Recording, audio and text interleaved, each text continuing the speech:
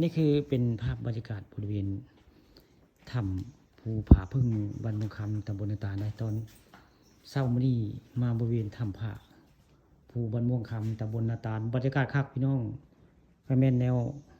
คือนี่แหละบริเวณหน้าถ้ำได้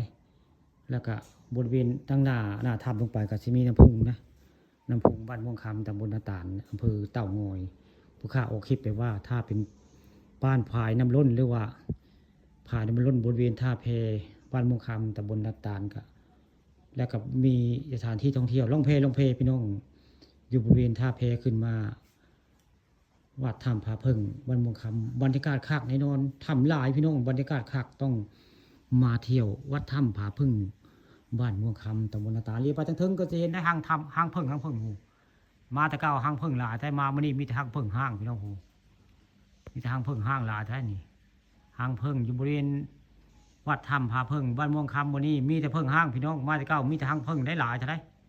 ผู้ข้ามายังเสียวได้มาแต่เก้าเห็นแต่ห้างพึ่งมามื่อนี้เห็นแต่ห้างพี่น้องผู้ห้างพึ่งห้างอยู่บริเวณวัดถ้ำผาพึ่งบ้านม่วงคำตำบลนาตาลได้ผู้ข้าป่าตะคำมาชมวันนี้พาเบิ่งพามาชมวัดถ้ำผาพึ่ง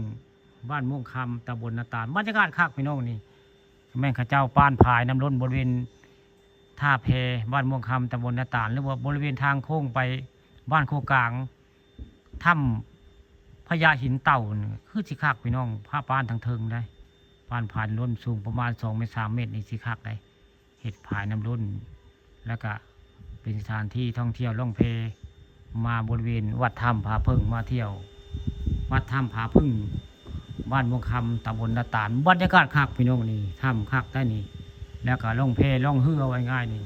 จากท่าแพขึ้นมาวัดถ้ำผาพึ่งนี่เป็นสถานที่ท่องเที่ยวของชาวตำบลนาตาลอำเภอเต่างอยนี่คักแน่นอนพี่น้องนี่ถ้ำใหญ่ได้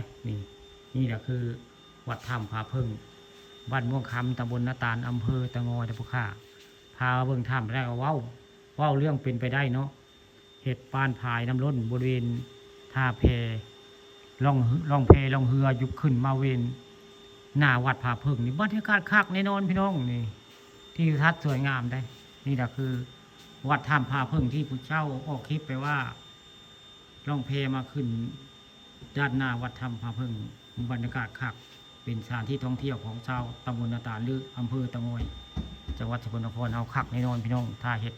พายน้ำล้นบริเวณท่าแพบ้านม่วงคำตำบลนาตาลขึ้นมา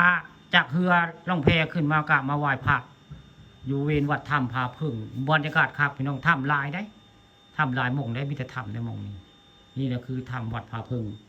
บ้านม่วงคำตำบลนาตาลบรรยากาศครับ